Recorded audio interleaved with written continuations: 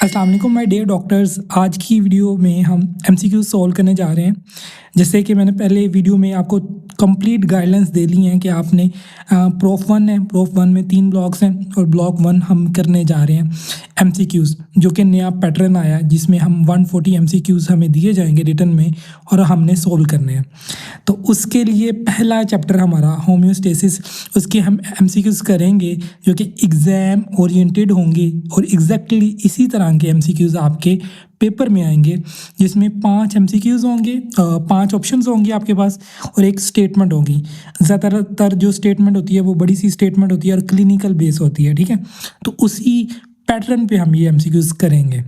लेकिन उससे पहले हम क्या करने वाले हैं, हम देखने वाले हैं कि हमारा फिजियो की जो वेटेज है वो कितनी है, ठीक है। मैंने लास्ट वीडियो में बताया था, अगर आपने नहीं देखी तो लाजमी देखिएगा। उसमें मैंने आपको ये बताया था कि आपके जो सब्जेक्ट्स होंगे वो कौन से हैं, रिसोर्सेज कौन से करने हैं। लेकिन मैंने आपको ये नहीं बताया था कि आपका जो ब्लॉक वन है उसमें किस सब्जेक्ट की कितनी वेटेज है, सब्जेक्ट वाइज कितने एमसीक्यूज़ आएंगे। आपका जो ब्लॉक वन होगा उसका जो एक एग्ज़ाम कंडक्ट किया जाएगा by your college. Block one 2 दफ़ा होगा ना, मैंने आपको कल ये बताया था कि ब्लॉक वन आपका 2 दफ़ा होगा, एक बार कॉलेज लेगा, एक दफ़ा आपका यूएचएस लेगा, ठीक है। तो दोनों दफ़ा जो आपकी फिजियोलॉजी से जो एमसीक्यूज़ आएंगे उसकी वेटेज कितनी होगी, 37 एमसीक्यूज़ आएंगे। तो ब्लॉक वन की हम फिजियो के सारे चैप्टर वाइज एलोज वाइज हम क्या करेंगे, कंप्लीट एमसीक्यू सीरीज़ करने जा रहे हैं। पहले हम फिजियो करेंगे, बाकी सब्जेक्ट्स बाद में। तो उसकी हमें कितना फ़ायदा होगा, हमारे 37 एमसीक्यूज़ इंशाल्लाह सारे के सारे ठीक होंगे। बेसिक चीज़ है, एमसीक्यू सॉल्व करने से पहले थोड़ा सा आपका टाइम लूँगा यहाँ पे कि आपने जो एलोज करने हैं वो कौन कौन से हैं। यूएचएस क्या चाहता है, यूएचएस चाहता है कि हमें ये चीज़ें आती हों, ठीक है। हम पहले होम्योस्टेसिस चैप्टर है, बहुत इंपॉर्टेंट चैप्टर है, यहाँ से आपके 2 से 3 एमसीक्यूज़ आने ही आने हैं, ठीक है। मे भी थोड़े ज़्यादा भी हो सकते हैं, तो मैं कम से कम बता रहा हूँ, ठीक है। तो यहाँ से एमसीक्यूज़ क्या चाहता है कि यूएचएस कौन से एमसीक्यूज़ किस तरह आप स्टडी करें कि आपके एमसीक्यूज़ कवर हो जाएं। वो चाहता है कि आप ये वाले एलोज, आप होम्योस्टेसिस का आपको पता होना चाहिए, कंट्रोल सिस्टम ऑफ बॉडी पता होना चाहिए, extra cellular and intra cellular fluids का पता होना चाहिए। कंट्रोल सिस्टम आपके पास बेसिकली 2 होते हैं, एक फीडबैक सिस्टम होता है और एक फीड फॉरवर्ड सिस्टम होता है, जिसे अडेप्टिव कंट्रोल भी कहते हैं, ठीक है। बेसिक 2 कंट्रोल सिस्टम्स आपने ये भी करने हैं साथ में, ठीक है। ये फीड फॉरवर्ड या अडेप्टिव कंट्रोल दोनों एक ही चीज़ के नाम है और बच्चे कंफ्यूज होते हैं। ये मेरे लेक्चर शुरू होने से पहले ये आपकी कन्फ्यूजन क्लियर होनी चाहिए। फीड फॉरवर्ड और अडेप्टिव कंट्रोल या डिलेड नेगेटिव फीडबैक मैकेनिज्म, तीनों चीज़ों के एक ही नाम है, ठीक है। ये एक ही चीज़ है, फीड फॉरवर्ड, अडेप्टिव कंट्रोल या डिलेड नेगेटिव फीडबैक मैकेनिज्म। और इसकी मदद से ही 3 नाम याद करने से आपके एमसीक्यूज़ भी सॉल्व होंगे। उसके बाद आपने देखना है define normal body temperature, mechanism of heat production and heat loss, ठीक है। ये चीज़ें आपने देखनी है। उसके बाद आपने देखना है different regulation of body temperature और एब्नॉर्मलिटीज़ ऑफ बॉडी टेम्परेचर रेगुलेशन, ये हमने देखना है। तो ये बताने का मकसद कि आपके जितने भी एलोज हैं होम्योस्टेसिस के वो इन एमसीक्यूज़ में कवर हो जाएंगे। अगर आपने चैप्टर सही से नहीं पढ़ा तो बेहतर था तो आप पढ़ के ये एमसीक्यू सॉल्व करते, ये वीडियो देखते। लेकिन अगर आप नहीं की हुई तो ये आपकी पूरी कंसेप्चुअल जर्नी होने जा रही है, जस्ट ये एमसीक्यूज़ नहीं होने जा रहे। आपको इसमें इतना कुछ सीखने को मिलेगा इंशाल्लाह और आपको बहुत मज़ा आने वाला है। होप सो इसको हम स्टार्ट करते हैं अभी प्रॉपर वे में। और हमारे पास बहुत ही कंसेप्चुअल एमसीक्यूज़ हैं और इसके अलावा हमारे पास इसमें क्या चीज़ें हैं, इसमें हमारे पास डिफरेंट हम कंसेप्ट्स को डील करेंगे। मैं गाइडन बेसिकली फॉलो करूँगा, लेकिन आपकी जो दूसरी रेफरेंस बुक है गाइनोन, हम उसको भी टच करेंगे। उसमें जो इंपॉर्टेंट पॉइंट्स होंगे वो भी हम साथ साथ करते जाएंगे। बेसिकली हम एक एमसीक्यूज़ नहीं कर रहे होंगे, हम इसमें 5 से 6 एमसीक्यूज़, एक एमसीक्यूज़ के साथ 5 से 6 हमारे कंसेप्ट क्लियर होंगे, तो हम वो एक एमसीक्यूज़ के साथ हम इतने ज़्यादा मतलब 5 से 6 एमसीक्यूज़ मज़ीद कर सकते हैं। तो बेसिकली ये पूरा सिनेरियो था, मैंने आप लोगों को ओवरव्यू दे दी है। आपका थोड़ा सा टाइम लिया है, 2 से 3 मिनट जो स्टार्टिंग के हैं, लेकिन अब हम प्रॉपर वे में स्टार्ट करने जा रहे हैं। नेक्स्ट जो आने वाली सीरीज़ होंगी उसमें मैं ये कोई डिटेल नहीं बताऊंगा, क्योंकि ये पहली वीडियो थी, इसमें मैंने बताना था कि 37 एमसीक्यूज़ आएंगे फिजियोलॉजी से आपको ब्लॉक वन में, ठीक है। ये मैंने आपको जस्ट बताना था और थोड़ा सा मैंने आपको बताना था कि आपका ये सिलेबस में हर एमसीक्यू सीरीज़ से पहले बताया करूँगा कि आपके एलोज कौन से कवर हो रहे हैं, कौन से करने हैं, कैसे करने हैं, ये वो ईच एंड एवरीथिंग, ठीक है। अब एमसीक्यूज हम करेंगे, उसके बाद मैं आपको गाइडेंस से दिखाऊंगा कि कहाँ की लाइन आई है, कहाँ ये कंसेप्ट छुपा हुआ था जो आपने देखा है या नहीं देखा, वो भी हम देख लेंगे। बिस्मिल्लाह करते हैं। आपने अच्छा ये करने के दो तरीके हैं। मेरा जो एमसीक्यू सीरीज़ है ना, अगर आपने लेनी है सीरियसली और इसमें आप फ़ायदा चाहते हैं, आप पहली बात आपने बैठ कर लेनी है। बैठने का क्या क्यों कह रहा हूँ, क्योंकि आपने एक फ़ोल्डर लेना है, दूसरी जो चीज़ थी फ़ोल्डर लेना है और एक पेंसिल लेनी है और अपनी मिस्टेक्स को नोट डाउन करते जाना। आपने आंसर बताना है कौन सा आंसर इसमें से हो सकता है, उसके बाद आपने उसका लिखते जाना है, ठीक है। आप एक फ़ोल्डर ले लें और अपनी फिजियोलॉजी ब्लॉक 1 की सारी गलतियाँ मेरी एमसीक्यू सीरीज़ के साथ ही आपकी कवर हो जाएंगी इंशाल्लाह। बिस्मिल्लाह करते हैं। पहला एमसीक्यू है आपके पास, which of the following terms was specifically coined by the, coined होता है निकालना, कौन सी टर्म निकाली थी, किसने निकाली थी, बाय अमेरिकन वाल्टर कैनन है, ठीक है। जो मतलब वाल्टर कैनन ने कौन सी टर्मिनोलॉजी निकाली थी जो ये बताती है कि maintenance of nearly constant condition in the internal environment. बहुत ही आसान एमसीक्यूज आया, ठीक है। इसमें हम देखते हैं मिलियो interior homeostasis, feed forward control, adaptive control, ठीक है। मैंने आपको ये भी बताया था कि ये एक ही चीज़ के दो नाम है, ठीक है। फीड फॉरवर्ड कंट्रोल या फिर negative delayed negative feedback control और अडेप्टिव कंट्रोल, ठीक है। ये भी आपने ध्यान में रखना है। वो वाला पॉइंट बहुत इंपॉर्टेंट था जो मैंने स्टार्ट में बताया था। और स्टेडी स्टेट, ठीक है। ये स्टेडी स्टेट तो केमिस्ट्री में हम पढ़ते हैं, इसमें ये ऑप्शन आपको समझ लगी होगी इसका आंसर क्या है, सबको समझ लगी होगी होम्योस्टेसिस का आंसर है, ठीक है। लेकिन इसके साथ हम देखते हैं कि इंपॉर्टेंट चीज़ें हम देख लेते हैं, ठीक है। अच्छा, इसमें इंपॉर्टेंट चीज़ क्या है, इसमें इंपॉर्टेंट चीज़ आपने ये जहन में रखनी है कि जो होम्योस्टेसिस है, ये जो होम्योस्टेसिस है, ये बड़ा वर्ड तो हमें समझ आ गई है कि ये कॉइन किया है किसने, ये वाला निकाला है जी हमारे पास वाल्टर ने, ठीक है। ये वाला जो वर्ड है वो निकाला है वाल्टर ने, ठीक है। लेकिन हमारे पास एक और वर्ड है, ठीक है। दो साइंसदानों का आपने इस चैप्टर में याद रखना है। दूसरा हमारे पास जो है वो वर्ड है मिलियो इंटीरियर, ठीक है। ये वाला वर्ड मिलियो इंटीरियर कहते हैं इंटरनल इन्वायरमेंट को, ठीक है। जो इंटरनल इन्वायरमेंट है आपका, वो वाला वर्ड किसने निकाला, ये आपने दो चीज़ें याद रखनी है, ठीक है। ये आपने क्लाड बर्नर्ड, ठीक है, एक साइंसदान है जिसका नाम है क्लाड बर्नर्ड। ये आपकी गाइडन में दिए हुए हैं दोनों साइंसदानों के नाम। बस ये आप दोनों कर लेंगे तो आपकी ना एक टेंशन ख़त्म हो जाएगी। इस तरह का कोई एमसीक्यूज़ आ जाए, अभी तक ये एमसीक्यूज़ नहीं आया, मैं आपको सीरियसली बता रहा हूँ, पास पेपर में कोई इस तरह का एमसीक्यूज़ नहीं था, क्योंकि पहले 90 एमसीक्यूज़ होते थे। अब यूएचएस सिस्टम शिफ्ट करने जा रहा है, मे बी ये एमसीक्यूज़ आ जाए तो आपको कोई टेंशन नहीं होगी। होम्योस्टेसिस वाले चैप्टर से आपको दो साइंसदान याद आएंगे हमेशा। पहला कौन सा, एक आपको आएगा होम्योस्टेसिस की टर्म किसने कॉइन की थी, वो वाल्टर ने की थी। और एक वर्ड है मिलियो इंटीरियर, ठीक है। ये इंटरनल इन्वायरमेंट के बारे में हम यूज़ करते हैं, ये क्लाड बर्नर्ड ने इंट्रोड्यूस करवाया था, ठीक है। ये दो साइंसदान और दो टर्मिनोलॉजीज आपके जहन में होनी चाहिए, ठीक है। होप सो ये क्लियर हो गया होगा आपका। और ये हमने देख ली है पूरा क्वेश्चन, और इसमें आप ये थोड़ी सी डिटेल भी नीचे आपको मेंशन है, ये भी आप चेक कर सकते हैं, ठीक है। ये आपने देख लेनी है, रोक के पोज करके देख सकते हैं अगर कुछ काम की लगती है। मैं वैसे बता दूंगा जहाँ पे ज़्यादा इंपॉर्टेंट होगी। नेक्स्ट एमसीक्यूज़ देखते हैं। एमसीक्यूज़ नंबर 2 है आपका, ठीक है। ये पहला इतना वो था नहीं, मैंने बुक से आपको इसलिए नहीं दिखाया, बुक से भी मैं आपको दिखाता जाऊंगा जो ज़्यादा इंपॉर्टेंट होगा, ठीक है। The internal environment of the human body as defined by the Claude Bernard refers specifically to which fluid compartment. वो कह रहा है कि जो इंटरनल इन्वायरमेंट बताता है, क्लाड बर्नर्ड मैंने आपको बताया ये मिलियो इंटीरियर को इसने डिफाइन किया था, जिसका मतलब इंटरनल इन्वायरमेंट था, ये क्लाड बर्नर्ड ने किया था।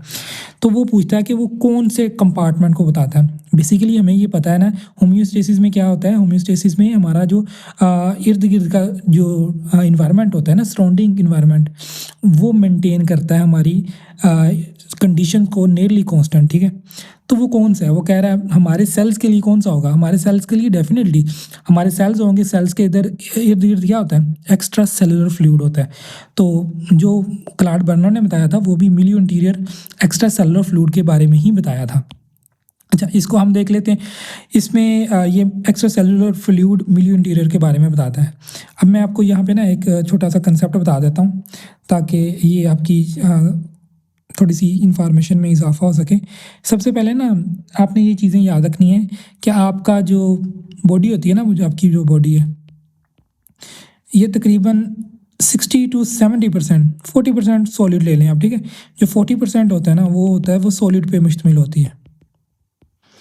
लेकिन आपकी बॉडी में तकरीबन आपकी जो गाइडेंस कहती है वो 50 to 70% की रेंज में क्या होता है, 50 to 70% की रेंज में क्या होता है, फ्लूइड होता है। अच्छा, अब इस फ्लूइड में तकरीबन आपके पास जो होता है ना 2/3, ठीक है, 2/3 जो फ्लूइड होता है वो क्या होता है, वो इंट्रासेलुलर फ्लूइड होता है। ये होता है इंट्रासेलुलर फ्लूइड, ठीक है। अगर एक एक पूरा फ्लूइड है आपकी बॉडी में, उसके अगर मैं 3 पार्ट्स करूं, इसके मैं अगर 3 पार्ट्स करता हूं, ये देखें ये 3 पार्ट्स हैं, तो 2 पार्ट जो होते हैं ना वो सेल के अंदर ही होते हैं, मतलब प्लाज्मा मेम्ब्रेन उसको, सेल मेम्ब्रेन उसको क्लोज करके रखती है फ्लूइड को अपने अंदर। जबकि एक जो कंपोनेंट है 1/3 जो होता है वो होता है एक्स्ट्रा सेलुलर फ्लूइड, ठीक है। अब एक्स्ट्रा सेलुलर फ्लूइड भी आगे 2 किस्म के होते हैं, ठीक है। एक्स्ट्रा सेलुलर फ्लूइड आपको समझ आ रही होगी सेल के बाहर होता है। तो ये भी आपको एक चीज़ MBBS में आ गया, थोड़ी डिटेल में ये आपको समझ आनी चाहिए। जो एक्स्ट्रा सेलुलर फ्लूइड होता है ना, वो आपका ब्लड भी तो होता है ना, वो भी एक्स्ट्रा सेलुलर ही आ जाता है, क्योंकि वो वेसल्स के बाहर होता है, ठीक है। वेसल्स के अंदर इंक्लूज होता है, वो सेल्स के अंदर तो नहीं होता। तो ये 1/4 होता है। जो 1/3 था ना, 1/3 था ये extra cellular fluid, extra cellular fluid, इसको इस तरह डिनोट करते हैं ECF, एक्स्ट्रा सेलुलर फ्लूइड। तो इसका जो 1/4 होता है वो ब्लड में होता है, जबकि जो 3/4 होता है वो होता है इंटरस्टिशियल फ्लूइड, इंटरस्टिशियल फ्लूइड। जो सेल्स के दरमियान फ्लूइड होता है वो क्या होता है, सेल्स के दरमियान, जो सेल्स के बाहर होता है उनको क्या कहते हैं, एक्स्ट्रा सेलुलर फ्लूइड। लेकिन जो वो ब्लड भी हो सकता है, ठीक है, 1/4 ब्लड। लेकिन जो हम डील करते हैं, जो मिलियो इंटीरियर, जो उसने कहा था कि आपका जो इंटरनल इन्वायरमेंट है, जो इन्वायरमेंट सराउंड करता है सेल्स को और वो होम्योस्टेसिस में हेल्प करता है, वो इंटरस्टिशियल फ्लूइड था। ये मैंने आपको थोड़ा सा टाइम लगा के डेप्थ में आपको बता दिया, ये कंसेप्ट ये आपके जहन में होना चाहिए, ठीक है।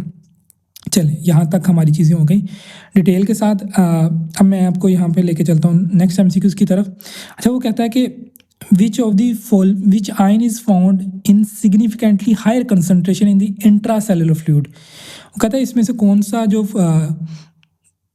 आयन है वो हायर कंसंट्रेशन में होता है इंट्रासेलुलर फ्लूइड में, सेल के अंदर, ठीक है। अब ये भी एक थोड़ा सा कंसेप्चुअल MCQs है। मैं आपको यहाँ पे ना 2 चीज़ें बताता हूँ, आपने 2 चीज़ें ज़हन में रखनी है। सबसे पहले मुझे बताएं कि सेल के अंदर कौन सा फ्लूइड आपको याद है, जो आपको डॉक्टर साहब कौन सा फ्लूइड है, कौन सा आयन है जो इंट्रासेलुलर होता है, अंदर होता है, सेल के अंदर होता है। को पोटाशियम याद हो रहा होगा, सोडियम पोटाशियम पंप याद आ रहा होगा ना, कि जो पोटाशियम वो बाहर जाता है सेल से, 2 पोटाशियम बाहर जाते हैं, 3 सोडियम अंदर आते हैं, आ रहा होगा ना याद। तो इसका मतलब पोटाशियम अंदर ज़्यादा है। तो पोटाशियम, इसके साथ डॉक्टर साहब 2 और आयन्स याद कर लें। एक होता है मैग्नीशियम, ठीक है, मैग्नीशियम। दूसरा होता है हमारे पास फॉस्फेट, ठीक है। ये मैंने 3 आयन्स बताए हैं, ये क्या हैं, ये 3 के 3 आयन्स जो हैं ये आपके पास इंट्रासेलुलर कंपोनेंट में ज़्यादा होते हैं। डॉक्टर साहब मैंने क्या बताया, मैंने बताया कि पोटाशियम, मैग्नीशियम, फॉस्फेट, ये 3 आयन्स हैं वो इंट्रासेलुलर, सेल के अंदर विद इन द सेल ज़्यादा अमाउंट में होते हैं, कंसंट्रेशन में होते हैं। अच्छा, और बाकी मैं आपको बता देता हूँ, बाकी कुछ आयन्स हैं जो कि बाहर एक्स्ट्रा सेलुलर ज़्यादा होते हैं। वो कौन से होते हैं, वो आपको पता है, सोडियम ज़ाहिर है वो एक्स्ट्रा सेलुलर में ज़्यादा होता है। इसके साथ आपको ये भी शायद याद हो, कैल्शियम भी एक्स्ट्रा सेलुलर आयन है, ठीक है। एक्स्ट्रा सेलुलर आयन है का मतलब है कि वो उधर ज़्यादा अमाउंट है, ठीक है, कैल्शियम है। उसके बाद डॉक्टर साहब एक और याद रखें, बाइकार्बोनेट, ये है बाइकार्बोनेट। ये क्या है, ये एक्स्ट्रा सेलुलर है। अब याद रखिएगा कि जो सोडियम का, जैसे सोडियम का बिहेवियर है ना, सेम टू सेम क्लोराइड का भी सेम बिहेवियर है। तो सोडियम कहाँ पे ज़्यादा होता है, बाहर, तो क्लोराइड भी बाहर ज़्यादा होगा, ठीक है। तो ये सारे के सारे क्या हैं, ये एक्स्ट्रा सेलुलर आयन्स हैं, मतलब ये एक्स्ट्रा सेलुलर में ज़्यादा होते हैं। ये आपको कंसेप्ट एक बार जहन में बैठ जाए, इंशाल्लाह आपको फिर प्रॉब्लम नहीं होगी। ये एक सिंपल सी लाइंस हैं, ये आप फोल्डर में नोट डाउन कर लें ताकि आपको ये चीज़ें जहन में रहें। और ये एक बेसिक कंसेप्ट है, ये आपने भूलना नहीं, कभी नहीं आपने भूलना, ठीक है। ये आपको जगह जगह आएगा। नेक्स्ट आपको पूरे MBBS में ये चीज़ें पूछी जाएंगी, कौन सा आयन कहाँ पे ज़्यादा है।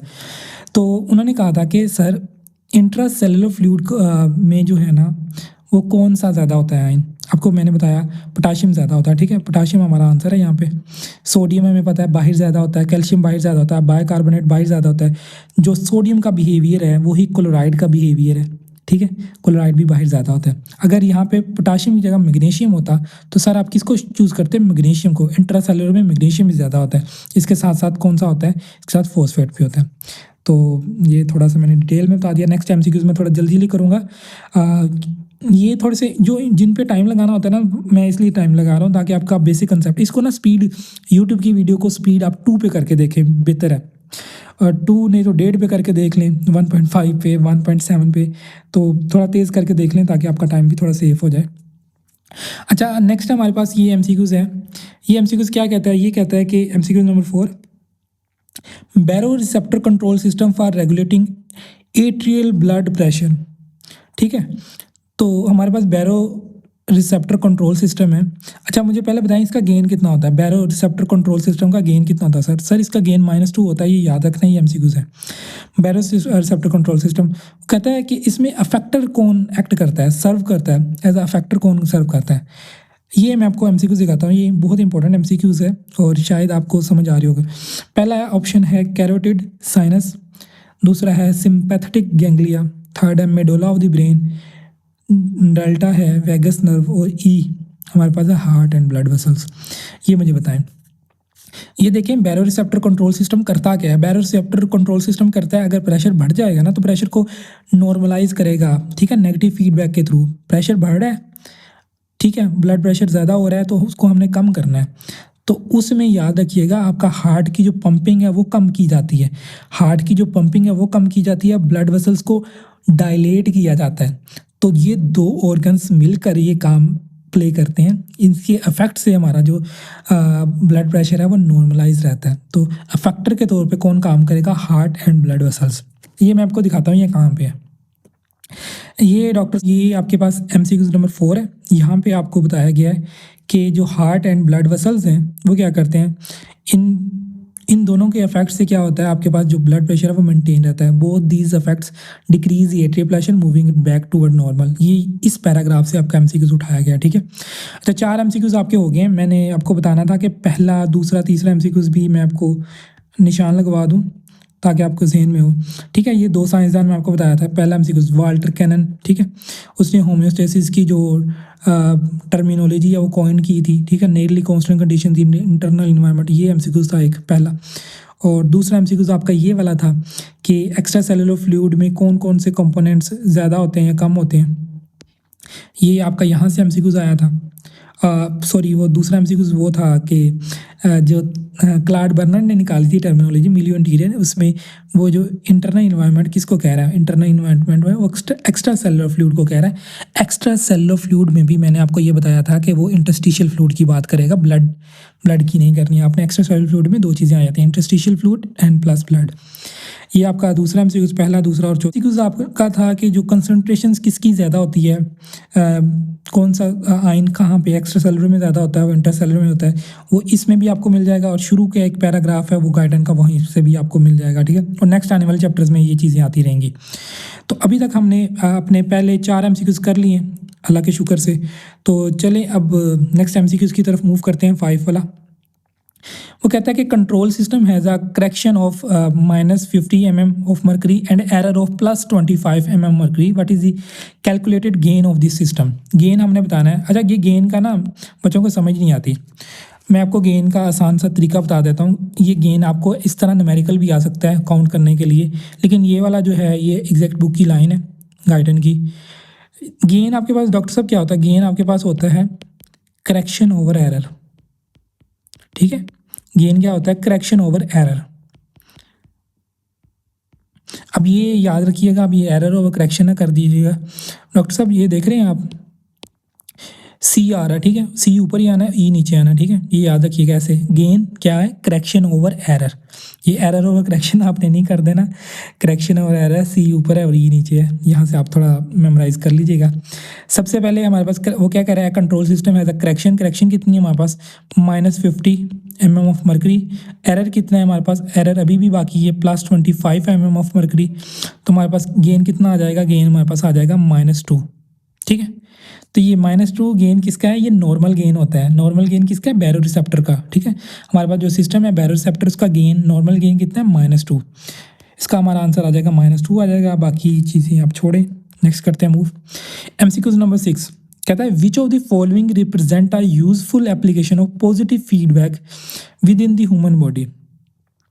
अच्छा, यहाँ पे ना मैं आपको कुछ चीज़ें बता देता हूँ, अगर आपको याद है पॉजिटिव फीडबैक, ठीक है, मैंने आपको बताया ना कंट्रोल सिस्टम, आपकी बॉडी में कंट्रोल सिस्टम होता है। इस गाइडन के इस चैप्टर में ना आपको बताया गया कंट्रोल सिस्टम। मैं आपको ये थोड़ा सा डिटेल में बता देता हूँ कि आपके पास जो कंट्रोल सिस्टम है वो दो किस्म के होते हैं। एक कंट्रोल सिस्टम कौन कौन से हैं? कंट्रोल सिस्टम है ना, वो दो किस्म के होते हैं। एक कंट्रोल सिस्टम आपके पास होता है फीडबैक कंट्रोल सिस्टम, ठीक है। एक आपके पास होता है फीडबैक कभी दिया आपने किसी चीज़ का? आपने कोई ऑर्डर किया है किसी फूड को, फिर उसका फीडबैक दिया है, भाई आपका जो बर्गर भेजा है आपने या पिज़्ज़ा भेजा है वो ठंडा आया है, गर्म आया है। तो ये फीडबैक सिस्टम भी इसी तरह काम करता है कि भाई टेम्परेचर ज़्यादा हो गया है, कम हो गया है, ये चीज़ें। एक होता है फीड फॉरवर्ड सिस्टम, इसके दो नाम और भी हैं, फीड फॉरवर्ड सिस्टम, ठीक है, टोटल 3 नाम है। मैंने स्टार्टिंग में आपको बताया था फीड फॉरवर्ड सिस्टम। दूसरा नाम क्या है डॉक्टर साहब? Adaptive control. तीसरा नाम क्या है? डिलेड नेगेटिव फीडबैक, ठीक है, वो भी आपने याद रखना है, ये कंट्रोल सिस्टम, ठीक है। अब मैं आपको ये बता दूं कि ये फीडबैक है हमारे पास, ये दो किस्म का मजीद होता है कि नहीं होता? एक आपके पास होता है जी पॉजिटिव, एक होता है आपके पास नेगेटिव। एक होता है जी पॉजिटिव, एक होता है नेगेटिव। अब मैंने ये पूरा क्यों लिखा है, एक कंसेप्ट बिठाने के लिए, आपको पता भी होगा, लेकिन मैं थोड़ी सी एग्जांपल्स बताना चाह रहा था कि एग्जांपल्स कौन कौन सी हैं। जो पॉजिटिव फीडबैक है इसकी एग्जांपल्स आपने याद रखनी है। एक तो बर्थ कंट्रोल आ गया आपके पास, ठीक है। बर्थ कंट्रोल में जब यूट्रस में कंट्रैक्शन होती है तो वो कौन सी एग्जांपल है, वो किस चीज़ की एग्जांपल है हमारे पास? वो हमारे पास एग्जांपल है पॉजिटिव फीडबैक की, ठीक है, पॉजिटिव फीडबैक की एग्जांपल है। नेक्स्ट है हमारे पास जो है ना वो कौन कौन सी एग्जांपल है, ये मैं आपको गैनोन से मिक्स करके थोड़ा बताऊंगा क्योंकि ये इंपॉर्टेंट है और आपकी गाइडर में थोड़ी सी लिखी हुई है, ठीक है। उसके बाद आपके पास जो होता है ना ब्लड क्लॉटिंग का जो फिनोमेना होता है, ये 1 होगी। दूसरे नंबर पे है ब्लड क्लॉटिंग जो होती है ना, ब्लड क्लॉटिंग, ये भी आपकी पॉजिटिव फीडबैक है, positive blood clotting. Blood clotting में जो कैस्केड होता है, जो आपका थ्रोम्बिन जनरेटेड होता है, ठीक है, वो डिफरेंट फैक्टर्स को एक्टिवेट करता है। फैक्टर 5 को एक्टिवेट करता है, फैक्टर 5 नेक्स्ट फैक्टर 8 को एक्टिवेट करता है, फिर फैक्टर 10 एक्टिवेट होता है और वो कन्वर्ट हो जाता है प्रोथ्रोम्बिन में। इतना डिटेल में जाने की जरूरत नहीं है, बुक में नेक्स्ट में 37 चैप्टर है हीमोस्टेसिस में, आप सारा कुछ पढ़ेंगे, ठीक है। अभी ये देखें कि पॉजिटिव फीडबैक की कौन सी एग्जाम्पल है, birth control and blood clotting जिसको कैस्केड कहते हैं, ठीक है। इसके अलावा आपके पास नेक्स्ट एग्जाम्पल कौन सी है? नेक्स्ट एग्जाम्पल है LH सर्ज। LH सर्ज कुछ याद है? LH सर्ज कब होता है? LH सर्ज लुटिनाइजिंग हार्मोन है, जब क्या होता है, जब ओवुलेशन होनी होती है, ठीक है, जब एग की ओवुलेशन होनी होती है, मिड जो आपका रिप्रोडक्टिव स्टेज होता है, 28 दिन का जो साइकिल होता है, उसमें 14वें दिन पे जब एग ने रिलीज होना होता है तो LH सर्ज होती है, ये भी एक पॉजिटिव फीडबैक है। नेक्स्ट 4 नंबर पे क्या है? यूट्राइन कंट्रैक्शन मैं बता चुका हूँ, बर्थ कंट्रोल में जो आपका रोल प्ले करती है, ठीक है। बर्थ कंट्रोल आ जाए, यूट्राइन कंट्रैक्शन आ जाए, वो अलग से आप मेंशन कर सकते हैं। नेक्स्ट है generation of nerve action potential, ठीक है। जो एक्शन पोटेंशियल है वो जनरेट कैसे होता है? एक्शन पोटेंशियल, यहाँ से एक MCQs आपको मैं करवाने लगा हूँ डेप्थ में। जो एक्शन पोटेंशियल है वो किस तरह जनरेट होता है, किसी को पता है? FSC में किया, MD कैट में बड़ा सोडियम अंदर बाहर, ये वो सारी चीज़ें डॉक्टर साहब आपने की होंगी। तो जो आपका एक्शन पोटेंशियल होता है बेसिकली जब सोडियम इन्फ्लक्स होता है, ठीक है, सोडियम का इन्फ्लक्स होता है तो क्या होता है आपके पास? एक्शन पोटेंशियल जनरेट होता है। पहले 10 समझ लें कि 10 सोडियम अंदर आएंगे, 10 सोडियम अंदर आके गेट खोल देंगे, ठीक है, अंदर थोड़ी पॉजिटिविटी कॉज करेंगे, तो इन 10 की वजह से फिर 100 और मज़ीद सोडियम आ जाएंगे, उन 100 की वजह से 1000 मज़ीद सोडियम आ जाएंगे, उन 1000 की वजह से 10,000 मज़ीद आ जाएंगे, उन 10,000 की वजह से 1,00,000 मज़ीद सोडियम आइंस आ जाएंगे। तो ये कहते हैं पॉजिटिव फीडबैक। थोड़ा सा पॉजिटिव हुआ, ज़्यादा कर दिया उन्होंने, वो डबल बहुत ज़्यादा ऐसे बढ़ता गया, इसको कहते हैं पॉजिटिव फीडबैक। मुझे ये बताओ कि नेगेटिव फीडबैक कौन सा होगा एक्शन पोटेंशियल में? पोटाशियम क्या करता है? पोटाशियम का इफ्लक्स होता है कि इनफ्लक्स होता है? पोटाशियम का सर क्या होता है? पोटाशियम का इफ्लक्स होता है, गुड, ठीक है, फ्लक्स होता है। अब पोटाशियम का इफ्लक्स है, मैं इसको कह सकता हूँ कि ये पॉजिटिव फीडबैक है? नहीं। पोटाशियम जब बाहर जाता है ना, पोटाशियम जब बाहर जाता है तो अंदर जो है ना नेगेटिविटी बढ़ जाती है, नेगेटिविटी अंदर बढ़ जाती है। जब थोड़ा सा पोटाशियम बाहर जाता है तो गेट बंद हो जाता है, कहते हैं भाई नहीं पोटाशियम इतना बाहर नहीं हमने जाने देना। तो पोटाशियम आपकी एग्जांपल है नेगेटिव फीडबैक की। ये मैंने पूरा एमसीक्यूज 2 एमसीक्यूज करवाने के लिए मैंने आपको पूरी एग्जांपल्स बता दी हैं। होप सो ये आपको क्लियर कर देंगी। ये बहुत इंपॉर्टेंट था इसलिए मैंने थोड़ा टाइम लगाया इसमें। ठीक है, अब यहाँ पे हमारा सिंपल आ गया जी। अब तो आपके लिए एमसीक्यूज हलवा बन गया होगा। डॉक्टर साहब मुझे बताएंगे विच of the following represent a useful application of positive feedback with in the human body? Alpha maintenance of the plasma potassium concentration. Sir ये पॉजिटिव की है, मुझे बताएं ज़रा। ये मैंने अभी बता के गया हूँ, ये नेगेटिव की है। कंट्रोल ऑफ बॉडी टेम्परेचर, नहीं sir. Control of body temperature अगर ये पॉजिटिव होती सर, अगर ये पॉजिटिव होती, मुझे ये बताएं, आपका टेम्परेचर बढ़ता, आपका बुखार हो गया 105 पे बुखार हो गया, तो अगर ये पॉजिटिव होता है 105 पे होने पे फिर 106 होता है, 107 होता है, ये तो टेम्परेचर आप बस क्या कहें मैं, ये हो नहीं सकता। फिर आप तो वैसे ही वो कुक हो जाते हैं ना, जैसे वो आप चिकन बन रहा होता है तो आपका टेम्परेचर बढ़ता रहता। तो कंट्रोल ऑफ बॉडी टेम्परेचर हरगिज़ नहीं हो सकता। रेगुलेशन ऑफ एट्रियल प्रेशर, ये भी नेगेटिव की है, मैंने एग्जांपल नेगेटिव की नहीं लिखी, लेकिन ये वाली control of body temperature, regulation of atrial pressure, regulation of blood glucose level, याद रखना। ये पॉजिटिव की मैंने जो बता दी हैं वही हैं, और उसके अलावा नहीं आपने कुछ भी याद रखना। ज़िंदगी में भूल जाएं पॉजिटिव और भी कोई होती हैं, बाकी सारी नेगेटिव में कैटेगरी में डाल देनी है, मोस्टली नेगेटिव होती हैं। एक एमसीक्यूज मेरे जहन में है, मैं आपको बता दूं। अच्छा मुझे बताओ कि जो पॉजिटिव होता है वो क्या करता है? वो इंस्टेबिलिटी कॉज करता है। जो पॉजिटिव होता है ना आपके पास, जो आपके पास क्या होता है, जो आपके पास पॉजिटिव फीडबैक कंट्रोल सिस्टम होता है, वो क्या करता है? वो इंस्टेबिलिटी कॉज करता है, इंस्टेबिलिटी। ठीक है, ये एमसीक्यूज आपका। जबकि जो नेगेटिव होता है वो क्या करता है? वो स्टेबिलिटी को कॉज करता है, स्टेबिलिटी। ये भी एमसीक्यूज आपने याद रख लेना, ठीक है। जाहिर सी बात है सर, आपको समझ आ गई होगी क्यों स्टेबिलिटी इंस्टेबिलिटी कॉज करता है। तो मुझे ये बताओ कि ये regulation of blood glucose level, ये क्या होता है? देखो आपके ब्लड में ग्लूकोज ज़्यादा होगा, इंसुलिन प्रोड्यूस होगी, उसको कम कर देगी। आपकी बॉडी में ग्लूकोज कम होगा, ग्लूकागोन जाएगा, इंसुलिन को कम कर देगा, ग्लूकोज ज़्यादा कर देगा। तो ये तो नेगेटिव फीडबैक है ना, एक चीज़ बढ़ रही है दूसरी कम कर रही है। तो नेगेटिव में ये सारी लिख लो एग्जाम्पल। मैंने ये क्लिक कर दिया मुझसे। तो ये हमारे पास एक ही एग्जाम्पल थी हमारे पास, ठीक है। वो है ब्लड कोगुलेटिंग कैस्केड है। ये आपके पास सारा कुछ आ गया होगा सामने। वो मेरा ना एप्पल की पेंसिल लग गई यहाँ पे, जिसकी वजह से वो टिक हो गया। चलें, आंसर तो आपको पता चल गया था, ब्लड क्लॉटिंग कैस्केड है, जो कि क्या करता है, ये एक पॉजिटिव फीडबैक की एग्जांपल है। नेक्स्ट चलते हैं। अच्छा जी, एमसीक्यू नंबर 7। एमसीक्यू नंबर 7 क्या कहता है कि oxygen buffering function of haemoglobin is a mechanism designed to maintain a constant oxygen concentration in the tissue fluid. This mechanism primarily dependent on कि oxygen buffering function of haemoglobin किस पे depend करता है primarily. ये आपकी book की line है, ठीक है। इसको आपने जो बुक की लाइन है वो कहती है कि chemical characteristics of the haemoglobin पे डिपेंड करता है क्या? Oxygen buffering function of haemoglobin. तो इसमें मैं आपको दिखा देता हूँ बुक की लाइन, और ये आपका 7वां एमसीक्यूज हो गया। इसके बाद मैं दिखाता हूँ, ये 8वां भी कर लो साथ, फिर मैं आपको वो मज़ीद 4 दिखा देता हूँ जो आपकी बुक में कहाँ से लिए गए हैं। वो कहता है which variable in the human body is consider the most tightly regulated with variation normally less than 5 nanomoles per litre. कौन सा ऐसा आइन है सर, कौन सी ऐसी सब्सटेंस है हमारी बॉडी में जो बहुत ही नैरोली रेगुलेटेड किया जाता है, मोस्ट टाइटली? उसका थोड़ा बहुत फ़र्क पड़ने से ना डेथ हो सकती है।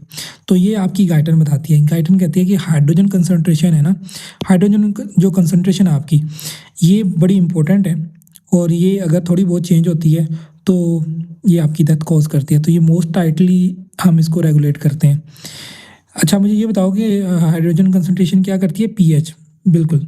हाइड्रोजन कंसनट्रेशन पीएच, हाइड्रोजन ज़्यादा होंगे पीएच कम होगी, पीएच कम होगी तो फिर ज़्यादा होना भी मसला है, कम होना भी है। एक नैरो रेंज है हमारे पास। नैरो रेंज कितनी है हमारे पास? 7.35 टू 7.45, ये एक नैरो रेंज है, ठीक है। और ज़्यादा से ज़्यादा जो चेंज हो सकती है, हम एवरेज इसको 7.4 लेते हैं। जो ज़्यादा से ज़्यादा चेंज कर सकते हैं हम वो 0.5 कर सकते हैं, ठीक है। मतलब जो 6.9 है वो एक एंड स्टेज अगर 6.9 से कम हो गए, 6.9 तक भी आ गई तो लीथल है, बंदा मर गया, ठीक है। ये एक रेंज है। आपको दिखाने लगा हूँ कि एमसीक्यूज कहाँ कहाँ से आए हैं, 5 से लेकर 8 तक। आपकी ये गाइडन की बुक की मैंने खोली हुई है। ये एरर वाला तो ये सेम टू सेम आ गया था, ठीक है। गेन क्या होता है, करेक्शन ओवर एरर, सी ओवर ई, ये नहीं बोलना आपने। ये आपका वही बुक की लाइन थी, वहाँ से आपकी एमसीक्यूज बनाए, ठीक है। ये 5वां यहाँ से हो गया। 6 वाला देख लेते हैं। 6 वाला तो ऐसे नॉर्मली था ना। 7 वाला देख लो। 7 वाला मैंने जो आपको बताया था कि oxygen buffering function of haemoglobin, ये किस पे डिपेंड करता है, chemical characteristics of the haemoglobin, ठीक है। ये आपका एमसीक्यू नंबर 7 था। एमसीक्यू नंबर 8 जो था वो ये वाला है कि हाइड्रोजन आयन की कंसनट्रेशन 5 नैनोमोल, ठीक है, पर लीटर है। ये टाइटली की जाती है, रेगुलेटेड, ताकि पीएच में चेंज ना हो।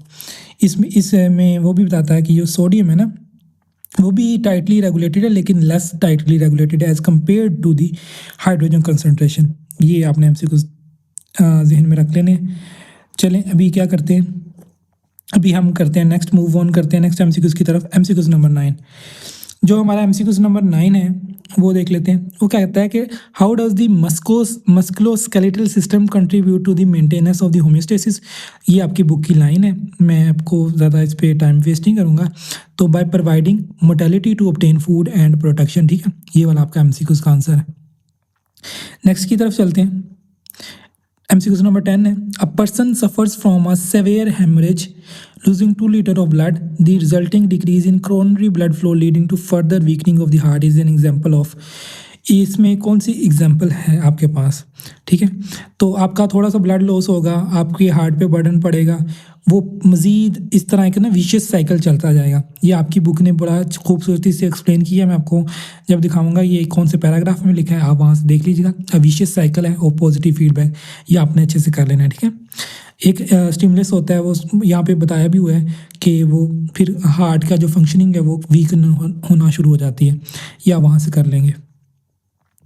नेक्स्ट है, what is the primary role of the adaptive control of the nervous system. Adaptive control, feed forward control, या मैंने आपको बताया था डिलेड नेगेटिव फीडबैक कंट्रोल, ये आपने जहन में रखना है। अच्छा, ये बच्चों को समझ नहीं आता, ये आपने याद रखना है कि ये जो है ना, ये सारी चीज़ें ये क्या करती हैं, एंटिसिपेटरी होती हैं। मतलब कोई चीज़ होने से पहले ही माइंड को पता होता है। माइंड को कैसे पता होगा, पहले कोई वाक़या ऐसा हुआ होगा, माइंड ने उसको मेमोरी में सेव कर लिया होगा कि भाई ये होता है, इस तरह फिर हम करते हैं। तो फिर ये एंटिसिपेटरी, मतलब कोई चीज़ होने से पहले ही हमें ये चीज़ें पता चल जाती हैं, तो फिर माइंड उस हवाले से अडेप्टिव कंट्रोल करते हैं, ठीक है। Primary role of adaptive control in the nervous system क्या है, to maintain the pH of the extracellular fluid to correct the future movements based on the sensory signal from previous one, ठीक है। ये मैं आपको क्या बता रहा था कि जो फ्यूचर जो हमारी होने वाली है ना, फ्यूचर में कोई मूवमेंट्स होनी वाली हैं, उनको पहले करेक्ट कर देते हैं, ठीक है। To trigger the release of hormones during stress, to provide immediate correction during slow movements, to increase the gain of baro receptor reflex. तो इसका आंसर क्या आएगा हमारे पास, इसका आंसर आएगा बीटा। मैंने आपको पहले बता दिया था, ठीक है। होप सो ये आपका कंसेप्ट क्लियर हुआ होगा। फीड फॉरवर्ड में बच्चे बड़ा परेशान होते हैं, ये सिंपल वे में डेफिनेशन लिखी हुई है, यही लाइन लिख लें आप अपने फोल्डर में, ताकि आपको कभी ये फीड फॉरवर्ड और अडेप्टिव कंट्रोल और डिलेड नेगेटिव में कोई प्रॉब्लम ना आए। Next MCQs, what which physiological constituent when reduce to less than 1/2 of its normal value. कौन सा जो फिजियोलॉजिकल कंस्टिटेंट है, कौन सा आइन है, वो जब 1/2 मतलब रिड्यूस होता है, कितना, 1/2 ऑफ इट्स नॉर्मल वैल्यू, तो कौन सा, मतलब it's most likely to cause tectonic muscle contraction. आपको पता है जो आपकी टेटनी होती है, मसल कंट्रैक्शन में प्रॉब्लम्स होती हैं, वो किसकी वजह से होती हैं, कैल्शियम की वजह से होती हैं। ये थोड़ा सिंपल सा इसका एमसीक्यूज था, ये आप एफएससी लेवल से पढ़ते आ रहे हैं। तो आपके 12 एमसीक्यूज हो गए हैं, तो मैं आपको लेके चलता हूँ आपकी बुक पे, और मैं आपको दिखाता हूँ पहले आपको 9। तो जैसे मैंने आपको बताया था कि जो आपका मस्कुलोस्केलेटन है वो मोबिलिटी वगैरह पे करता है, तो ये बुक की लाइन थी आपकी, ये यहाँ से आपको मैंने बनाया एमसीक्यूज, ठीक है। उसके बाद आपका जो 10वां एमसीक्यूज था, उसकी ये वाली देख लें, पॉजिटिव फीडबैक, जो हेमरेज हुआ था बंदे को, वो एक विशियस साइकिल स्टार्ट हो गया था, ठीक है।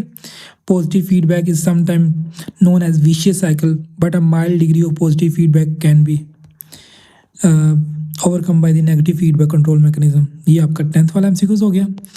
11th वाला देख लेते हैं। 11th वाला एमसीक्यूज जो आपका है वो ये है कि अडेप्टिव कंट्रोल जो होता है ना वो किस तरह करता है, फीड फॉरवर्ड कंट्रोल या अडेप्टिव कंट्रोल।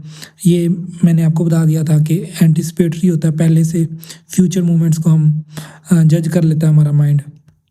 और हमारा जो 12 वाला एमसीक्यू पे what percentage of the adult human body is typically compose of the fluid, तो ये आपको मैंने पहले स्टार्ट में बता दिया था 50 to 70% आपकी गाइडलाइन कहती है, ठीक है, 50 to 70%। और 50 to 70% में 2/3 जो होता है वो इंट्रासेलुलर होता है और 1/3 जो होता है वो एक्स्ट्रा सेलुलर होता है। वो एक्स्ट्रा सेलुलर में 1/3 में क्या होता है, उसमें 1/4 जो होता है उसका वो ब्लड होता है और 3/4 जो होता है वो इंटरस्टिशियल फ्लूइड होता है। ये मैं आपको बता चुका हूँ। 50 to 70% आपने ये याद रखना है। Which of the following is an example of the organ system that act as a bridge between the external environment and the internal environment by removing metabolic waste? बड़ा कमाल का एमसीक्यूज है, बुक की लाइन है आपकी, और बड़ा confusing हो सकता है आप जब पेपर में वो सपोज करें आपके पे इतने सब्जेक्ट्स का बर्डन होगा, आपका माइंड बिल्कुल ऐसे बर्डनाइज हुआ होगा, तो ये कितना कमाल का एमसीक्यूज जो आप पहले प्रैक्टिस कर रहे हैं। तो इसमें यूरिनरी सिस्टम या किडनी होगा, ये बुक की लाइन है, मैं आपको दिखा दूंगा, ठीक है। The gain of the temperature control system is approximately -33 compare to the baro receptor system, ठीक है, वो -2 होते हैं। 2 एमसीक्यूज आपको स्टेटमेंट में बता दिए हैं, ये भी आपने याद रखने हैं कि gain of temperature control system कितना था, -33 होता है और बैरो रिसेप्टर -2 होता है। अब ये एक चीज़ याद रखिएगा, एक चीज़ मेरी याद रखिएगा, जब भी ये कहे ना आपको कि फ़लाँ का गेन इतना है, ज़्यादा है, कम है, जिसका माइनस को आपने बॉदर नहीं करना, आपने ये देखना है जिसका गेन ज़्यादा होगा। अब जिसका गेन ज़्यादा होगा उसकी इफेक्टिवनेस ज़्यादा होगी, ठीक है। अब -33 है किसी का गेन, तो ये 33 बहुत अच्छा गेन है। -2 गेन है किसी का, तो ये गेन इतना अच्छा नहीं है, ठीक है। गेन होता क्या है, कंसेप्ट ले लें, रट्टा नहीं लगाना, बहुत ज़्यादा सिलेबस होता है, माइंड में नहीं बैठ सकता। डॉक्टर साहब मैंने गेन का फार्मूला क्या बताया था, करेक्शन ओवर एरर, ठीक है, C/E, करेक्शन ओवर एरर। मुझे ये बताओ कि ये वाली जो गेन है उसकी वैल्यू ज़्यादा कब आएगी, जब ये वाली वैल्यू जो एरर है वो कम से कम होगा ना। डिनोमिनेटर में हमारी वैल्यू छोटी सी छोटी होगी तो गेन ज़्यादा आएगा, करेक्शन वाली वैल्यू जितनी ज़्यादा बड़ी होगी उतना ज़्यादा हमारे पास गेन आएगा। तो मतलब कोई भी सिस्टम जिसका गेन ज़्यादा आ रहा है उसकी करेक्शन की अमाउंट ज़्यादा है, वो करेक्शन ज़्यादा कर रहा है और एरर को कम से कम छोड़ रहा है, एरर को कम से कम छोड़ रहा है, ठीक है। गेन वही है ना उसका गेन अच्छा। तो -33 गेन होने का क्या मतलब है, -33 गेन आया, इसका मतलब डिनोमिनेटर में बहुत कम वैल्यू होगी, मतलब एरर बहुत कम बच गया होगा, ठीक है। जबकि हमारे पास जो होता है क्या कहते हैं, जो करेक्शन है वो बहुत ज़्यादा होगी। तो ये बेसिक कंसेप्ट था, बहुत से बच्चों को नहीं समझ आती। एमसीक्यूज आसान है, आपको समझ आ गई होगी।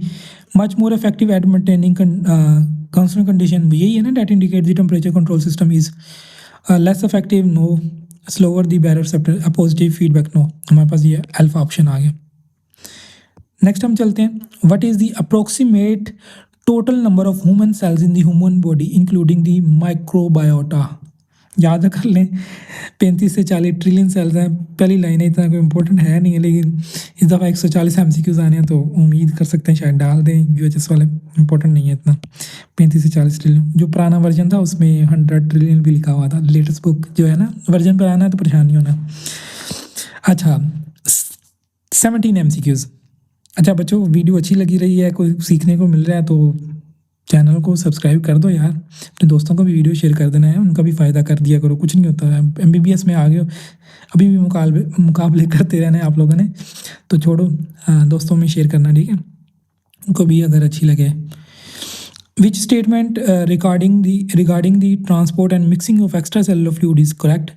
इसमें आप देख लो कि जो blood traverses the entire circuit once, अच्छा ये बुक की लाइन है, मैं आपको बता देता हूँ ये इसमें कौन सा है, substances diffuse from capillaries to cells within a few seconds, ठीक है। इसका आंसर ये है, ये एक बुक की लाइन है, वो कहता है कि कौन सी स्टेटमेंट करेक्ट है, transport and mixing of extra cellular fluid, ठीक है। ब्लड से कुछ चीज़ें निकल के एक्स्ट्रा सेलुलर फ्लूइड में जाती हैं ना, तो कैसे होता है, substances diffuse from capillaries to cells within a few seconds. ठीक है, इसका आंसर ये मैं बुक से दिखा दूंगा।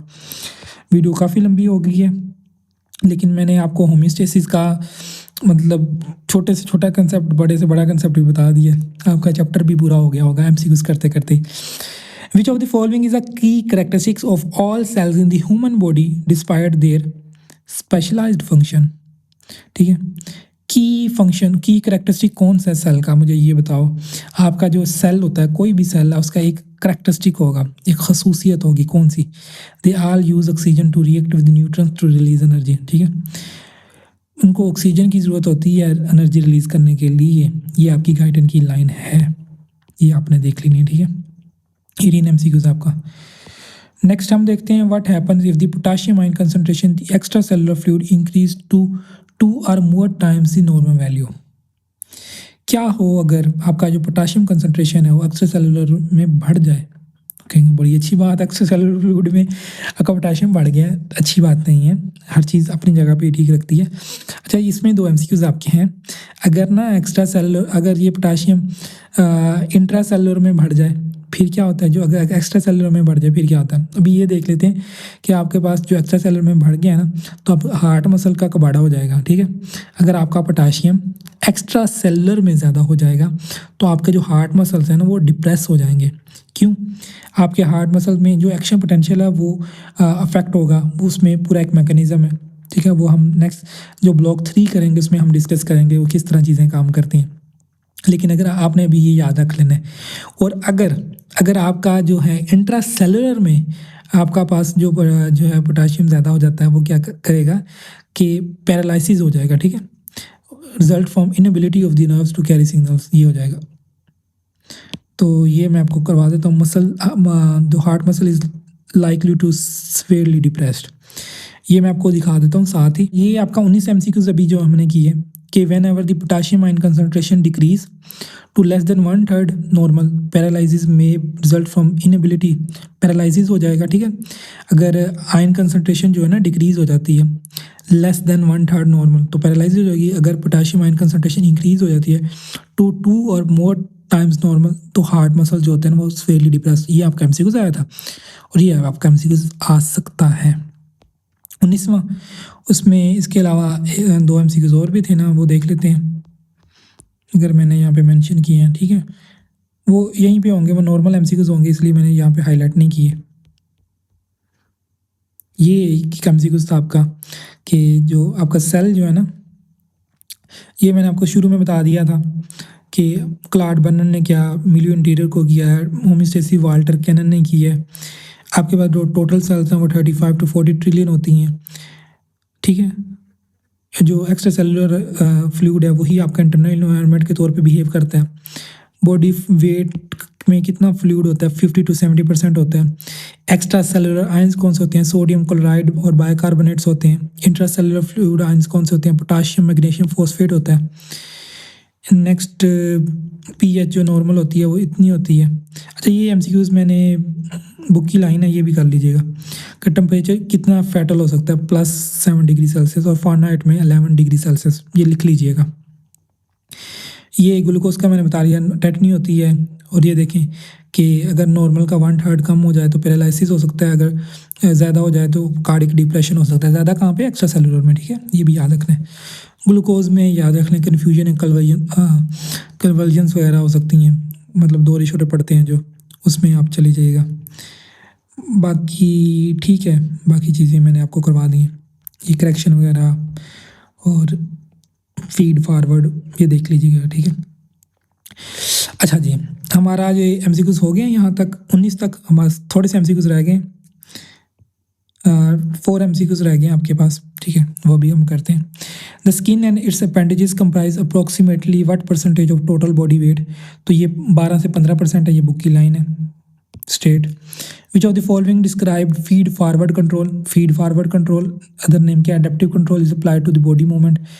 आपको रियल टाइम करेक्शन करता नहीं sir. Self amplifying release of oxygen नहीं। The brain causing muscle contraction in an anticipatory manner without immediate feedback, बिल्कुल डेफिनेटली यही चीज़ है। ठीक है, एंटीसिपेटरी, ये मैंने आपको बता दिया था। नेक्स्ट क्या था, what is the normal value for the pH in the venous blood and what is the approximate lethal limit on the acidic side. Acidic side पे कौन सी होगी, तो कितनी होगी सर, मैंने आपको बताया था कि 0.5 का चेंज आए तो वो लीथल हो सकता है। नॉर्मल 7.4 होती है, मैंने आपको रेंज बताई थी 7.35 टू 7.45 होती है नॉर्मल, ये लीथल इतनी हो सकती है। तो ख़त्म करते हैं इसको जल्दी जल्दी अब। Which system is responsible for changing the chemical composition absorb substances from gut into more soluble forms. कौन करता है, आपके पास लीवर करता है, ठीक है, ये बुक की लाइन में आपको दिखाता हूँ अभी। Which of the following best summarise, ये मैंने आपके लिए एक एमसीक्यूज रखा हुआ है, खुद मैंने ये रखा है आपके लिए क्या एमसीक्यूज। अच्छा, ये जो है ना 23 एमसीक्यूज, 23 एमसीक्यूज लीवर के बारे में, ठीक है, ये है आपके पास लीवर के बारे में। ये the liver changes the chemical composition of many of these substances to more soluble forms and other tissue of the body, fat cell, gastrointestinal mucosa, kidney वगैरह, ठीक है। ये आपका एमसीक्यू 23 यहाँ से आया। तो आपका इस चैप्टर में से मैं नहीं समझता कि कोई ऐसा कंसेप्ट है जो रह गया हो सिवाय एक के, कोई ऐसा कंसेप्ट, कोई ऐसा एमसीक्यूज आपको ना आता हो। इंशाल्लाह इसको नोट डाउन करना है अपनी गलतियों को और सीखने, और बिल्कुल परेशान नहीं होना।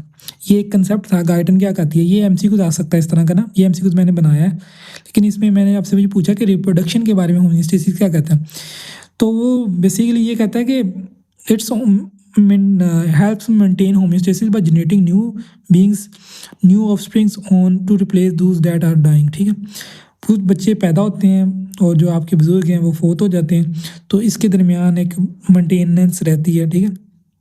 तो इसमें ये होमियोस्टेसिस का रोल है। बेसिकली रिप्रोडक्शन जो है ना वो इतना रिलेटेड है नहीं होमियोस्टेसिस से, तो ये आपको यहाँ पे बताया हुआ है कि it is in a broad sense all body structures including reproductive ones are organised to maintain the automaticity and continuity of the life. अच्छा, मैंने कोशिश की थी कि मैं इसको 100% करेक्शन रेशियो रखूं, लेकिन गलती इंसान से होती है। अगर मैं कहीं पे कोई गलती कर गया हूँ बोलने में, बाकी लिखी हुई चीज़ें तो मैंने पूरी श्योरिटी के साथ की हैं कि आपकी गाइडेंस से होंगे, नोट बुक से हों, सारी चीज़ें। कहाँ पे मैंने गलती की है तो कमेंट सेक्शन में मेंशन कर दीजिएगा, तो मैं मेंशन कर दूंगा नीचे, ठीक है, कमेंट्स में मैं उसको पिन कर दूंगा। मैं कहूँगा कि ये गलती हो गई है हमसे, गलती इंसान है तो गलती भी हमसे ही हो सकती है, तो हम मेंशन कर देंगे। बाकी मुझे उम्मीद है कि इतनी कोई गलती नहीं हुई होगी, अगर कोई हुई है तो आप लोग मेंशन कर दीजिएगा ताकि बाकियों को भी फ़ायदा हो जाए। और दूसरी चीज़, मैंने डिस्क्रिप्शन में चैनल का लिंक दिया व्हाट्सएप, वो फॉलो करें, और मुझे पर्सनली कॉन्टैक्ट करना चाहते हैं तो वो भी मेरा नंबर अवेलेबल होगा। चैनल को सब्सक्राइब कर लो और दूसरे स्टूडेंट्स के साथ शेयर कर दो। मेरा गला बैठ गया बोल बोल के। Thanks for watching. अगली वीडियो के लिए अल्लाह हाफिज़।